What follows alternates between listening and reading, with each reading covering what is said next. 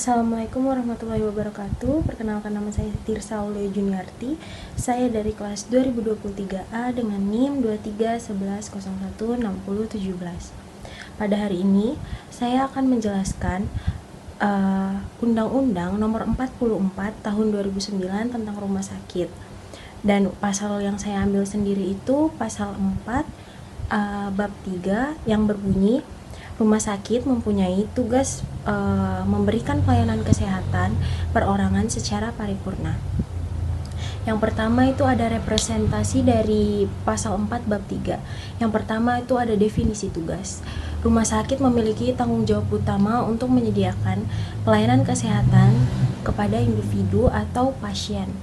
Lalu yang kedua ada pelayanan kesehatan perorangan. Pelayanan yang diberikan dan ditujukan secara langsung kepada pasien untuk memperhatikan kebutuhan masing-masing individu. Yang ketiga, konsep paripurna. Pelayanan kesehatan yang diberikan harus bersifat komprehensif, mencakup promotif atau upaya untuk meningkatkan kesehatan mencegah penyakit, preventif, tindakan untuk mencegah terjadinya penyakit, dan kuratif, pengobatan dan perawatan yang untuk menyembuhkan penyakit dari pasien tersebut. Dan yang terakhir itu ada rehabilitatif atau proses pemulihan kesehatan setelah sakit atau cedera. Yang keempat, ada standar pelayanan. Rumah sakit diharapkan untuk memenuhi standar pelayanan yang tinggi dengan menyediakan fasilitas, peralatan, dan sumber daya manusia yang memadai. Lalu yang kelima, adanya kepentingan pasien. Fokus utama dari tugas ini itu untuk meningkatkan kualitas hidup atau melalui pelayanan yang berkualitas dan responsif terhadap kebutuhan kesehatan mereka. Lalu yang keenam, akuntabilitas, yaitu rumah sakit harus bertanggung jawab atas kualitas pelayanan yang diberikan, memastikan bahwa setiap pasien mendapatkan perhatian yang sangat baik. Lalu dengan demikian, pasal 4 bab 3 menekankan pentingnya peran rumah sakit dalam memberikan pelayanan kesehatan yang menyeluruh dan berkualitas kepada setiap individu, serta menegaskan tanggung jawab mereka dalam meningkatkan kesehatan masyarakat secara keseluruhan. Lalu selanjutnya itu adanya regulasi dari pasal 4 bab 3 yang menyatakan bahwa rumah sakit mempunyai tugas memberikan pelayanan kesehatan perorangan secara paripurna. Yang pertama itu adanya tanggung jawab hukum. Pasal ini menetapkan kewajiban hukum bagi rumah sakit untuk memberikan pelayanan kesehatan kepada individu yang menjadi dasar bagi peraturan dan pengawasan pelayanan kesehatan. Yang kedua, standar pelayanan. Rumah sakit harus memenuhi standar pelayanan kesehatan yang ditetapkan oleh peraturan perundang-undangan, termaksud aspek kualitas, keselamatan pasien, dan etika medis. Lalu selanjutnya ada komprehensif. Pelayanan kesehatan yang diberikan harus mencakup berbagai aspek, yaitu promotif, preventif, kuratif, dan rehabilitatif sesuai dengan kebutuhan pasien. Dan ini juga mengharuskan rumah sakit untuk memiliki berbagai layanan dan spesialisasi. Lalu selanjutnya yaitu aksesibilitas. Regulasi ini juga mengimplikasikan bahwa rumah sakit harus menyediakan akses yang memadai bagi masyarakat untuk mendapatkan pelayanan kesehatan, termasuk dalam hal lokasi, fasilitas, dan biaya. Lalu yang kelima, adanya kualitas sumber daya. Rumah sakit diharapkan untuk memiliki sumber daya manusia yang kompeten dan terlatih, serta fasilitas dan peralatan yang memadai untuk mendukung pelayanan kesehatan yang paripurna. Lalu selanjutnya yang keenam yaitu pengawasan dan akuntabilitas. Terdapat mekanisme pengawasan dari pemerintah dan lembaga terkait untuk memastikan bahwa rumah sakit ini harus memenuhi kewajiban serta memberikan sanksi bagi oknum yang tidak mematuhi regulasi. Lalu yang ketujuh, adanya perlindungan pasien. Regulasi ini juga berfungsi untuk melindungi hak-hak pasien, memastikan bahwa mereka mendapatkan pelayanan yang sesuai dan berkualitas. Jadi secara keseluruhan pasal 4 bab 3 berfungsi sebagai landasan hukum yang mengatur tugas dan tanggung jawab rumah sakit dalam memberikan pelayanan kesehatan yang menyeluruh dan berkualitas kepada individu, serta memastikan bahwa pelayanan tersebut dilakukan sesuai dengan standar yang ditetapkan. Lalu selanjutnya terdapat kelebihan dari pasal 4 bab 3, di mana yang pertama itu pelayanan komprehensif. Pasal ini menekankan pentingnya pelayanan kesehatan yang menyeluruh, mencakup aspek promotif, preventif, kuratif, dan rehabilitatif.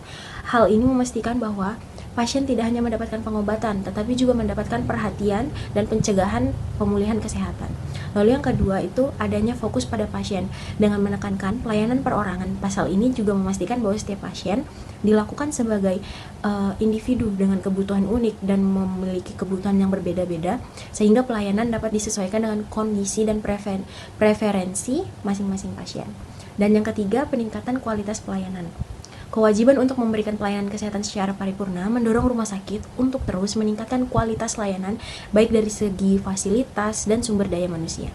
Lalu yang keempat, aksesibilitas. Pasal ini mendorong rumah sakit untuk menyediakan akses yang lebih baik bagi masyarakat dalam mendapatkan pelayanan kesehatan sehingga lebih banyak orang dapat menerima perawatan mereka yang mereka butuhkan. Lalu perlindungan hak pasien seperti implementasi yang sebelumnya, dengan adanya regulasi yang jelas mengenai tugas rumah sakit, hak-hak pasien untuk mendapatkan pelayanan yang berkualitas dan sesuai dengan kebutuhannya menjadi lebih terlindungi dan mengurangi resiko pelanggaran hak pasien. Lalu akuntabilitas, di mana pasal ini menciptakan dasar hukum yang memungkinkan pengawasan dan akuntabilitas bagi rumah sakit dalam menjalankan tugasnya, sehingga masyarakat dapat menuntut pertanggungjawaban yang pelayanan jika pelayanan yang diberikan itu tidak memenuhi sesuai dengan standar yang ada di rumah sakit tersebut. Lalu yang ketujuh, integrasi layanan kesehatan dengan mengatur berbagai aspek pelayanan kesehatan. Pasal ini mendorong integrasi antar berbagai jenis layanan kesehatan sehingga pasien dapat menerima perawatan yang lebih holistik dan terkoordinasi. Yang kedelapan, dukungan untuk kebijakan kesehatan masyarakat. Pelayanan kesehatan yang paripurna sejalan dengan tujuan untuk meningkatkan sejalan dengan tujuan kesehatan masyarakat untuk meningkatkan derajat kesehatan masyarakat secara keseluruhan, mendukung upaya pencegahan penyakit dan promosi kesehatan. Jadi secara keseluruhan pasal 4 bab 3 ini memberikan kerangka kerja yang kuat untuk memastikan bahwa rumah sakit berfungsi secara efektif dalam memberikan pelayanan kesehatan yang berkualitas dan komprehensif kepada masyarakat, serta juga melindungi hak-hak pasien. Lalu selain kelebihan yang perlu diperhatikan juga yaitu kekurangan dari pasal 4 bab 3 ini, yaitu yang pertama, keterbatasan sumber daya. Jadi tidak semua rumah sakit itu memiliki sumber daya yang cukup untuk memberikan pelayanan kesehatan secara paripurna kepada setiap individu atau pasien. Keterbatasan dalam hal tenaga medis, peralatan, dan fasilitas juga dapat menghambat kemampuan rumah sakit untuk memenuhi kewajiban ini. Lalu yang kedua itu variasi standar pelayanan. Terdapat kemungkinan adanya variasi dalam standar pelayanan antar rumah sakit tanpa regulasi yang ketat dan pengawasan yang efektif. Beberapa rumah sakit mungkin tidak dapat memenuhi standar pelayanan yang diharapkan. Lalu yang ketiga ada beban administratif. Kewajiban untuk memberikan pelayanan secara kesehatan paripurna dapat menambah beban administratif bagi rumah sakit yang dapat mengalihkan fokus dari pelayanan langsung kepada pasien. Keterbatasan dalam pelayanan khusus, kurangnya kesadaran masyarakat, dan tantangan dalam implementasi. Lalu selanjutnya juga ada keterbatasan akses. Di beberapa daerah rumah sakit juga mampu memberikan pelayanan kesehatan secara paripurna mungkin terbatas karena ada di daerah terpencil atau kurang berkembang. Lalu selanjutnya ada fokus pada volume daripada kualitas dan resiko diskriminasi, keterbatasan dalam penanganan kasus darurat. Jadi secara keseluruhan meskipun pasal 4 bab 3 ini memberikan kerangka kerja yang penting untuk pelayanan kesehatan, tantangan dalam implementasi dan keterbatasan sumber daya dapat menghambat efektivitasnya dalam memberikan pelayanan kesehatan yang paripurna kepada masyarakat. Mungkin itu saja yang dapat saya jelaskan. Kurang lebihnya mohon dimaafkan. Wassalamualaikum warahmatullahi wabarakatuh.